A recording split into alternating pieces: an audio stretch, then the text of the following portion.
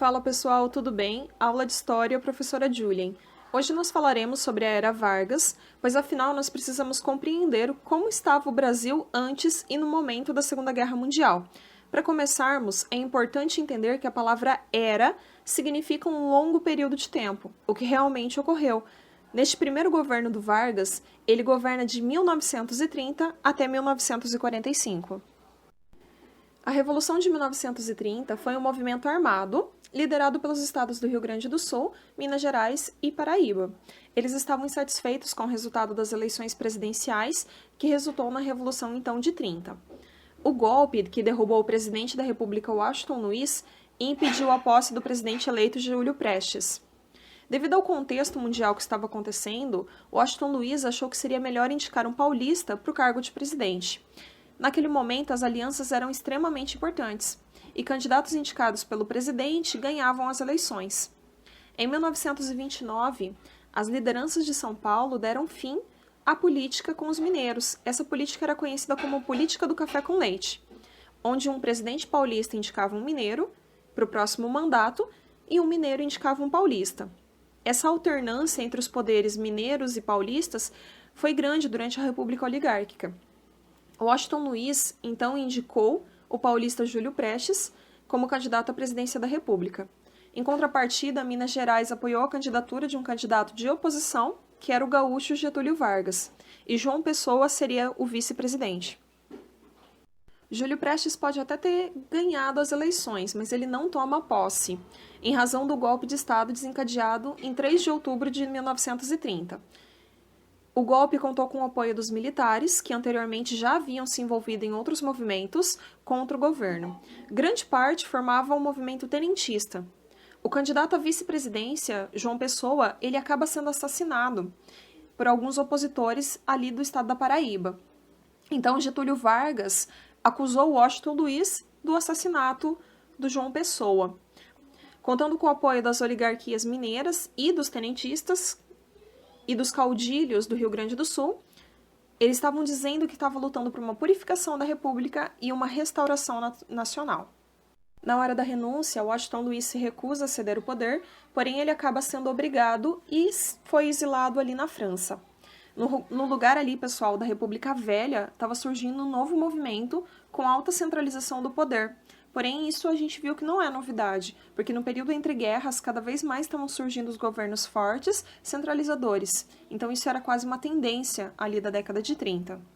Após, então, a deposição do Washington Luiz, começou o governo provisório com Getúlio Vargas. A posse ocorreu no dia 3 de novembro de 1930 e marcou a formação do governo provisório. Vargas recebeu o governo das mãos do general Fragoso. Esse homem ele havia participado da derrubada do Império, quando ele ainda era um cadete, sob as ordens ali do Deodoro da Fonseca. Esse repasse, pessoal, do poder era muito importante e significava muito, pois significava que os militares estariam junto com Vargas.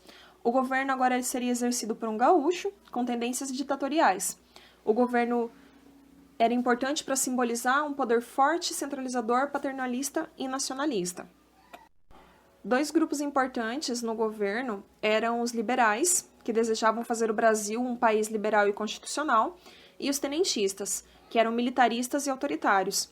Estes grupos eles eram antagônicos e, por isso, o Getúlio Vargas sempre estava tentando conciliar eles. Ele procurava, durante todo o governo, nomear cargos para ambos os grupos, para que não houvesse desavenças. Vargas puxou para si os poderes executivo e legislativo. Ele dissolveu o Congresso, assim como os poderes legislativos estaduais e municipais. Ele demitiu os governadores e trocou por interventores federais, de sua confiança. Dessa forma, pessoal, todos deveriam recorrer ao presidente. O Vargas estava quebrando ali a estrutura liberal da República, e isso agradava muito os tenentistas, porém os liberais cobravam medidas diferentes. Assim, Vargas ficava ali entre os 2 grupos. Mesmo ele tendo uma preferência pelo lado ditatorial, ele gostava de manter o equilíbrio entre esses 2 aliados. Um fato que aumenta bastante a tensão no seu governo foi o ataque ao jornal Diário Carioca. Esse ataque ele foi ordenado ali por membros do grupo 3 de outubro, cuja liderança tinha ali umas pessoas que eram do governo e também apoiadores do Vargas e queriam instaurar uma ditadura no país. O governo, quando viu esse ataque, ele acaba hesitando em punir os agressores. E isso serviu para quê? Para que os liberais se revoltassem. Eles começaram a, então, ali começar uma organização da oposição ao Vargas. Então, ele tenta acalmar os liberais, ele cria uma reforma eleitoral no ano de 1932, e esse código eleitoral previa voto feminino, uma justiça eleitoral independente, para tentar ali controlar qualquer maracutaia, né, que tivesse dentro das votações. Porém, isso acaba não servindo para acalmar a oposição e cada vez mais ela estava crescendo, principalmente ali em São Paulo e em Minas Gerais. Em São Paulo, eles estavam pedindo a constitucionalização do país e o retorno da autonomia federativa. Em 1932, se forma uma Frente Única Paulista e as pessoas criticavam muito essa centralização do poder. E eles não concordavam ali com os interventores que o Vargas estava nomeando. Então, no dia 25 de janeiro de 32, no aniversário de São Paulo, milhares de pessoas elas tomaram a Praça da Sé e pediam ali para uma constituição do país. O Getúlio Vargas ele até tenta trocar o interventor paulista, mas isso não contém ali os ânimos da população. Então, pessoal, as tensões ali foram se acumulando e em maio de 1932 ocorreu um ataque à Legião Revolucionária. A Legião Revolucionária, pessoal, era uma agremiação militar que era fiel ao governo do Vargas. Alguns estudantes ali com barras de ferro e pedras foram até o lugar com a intenção ali de depredá-lo. Porém, havia algumas pessoas armadas da Legião Revolucionária e eles começaram a atirar contra os estudantes.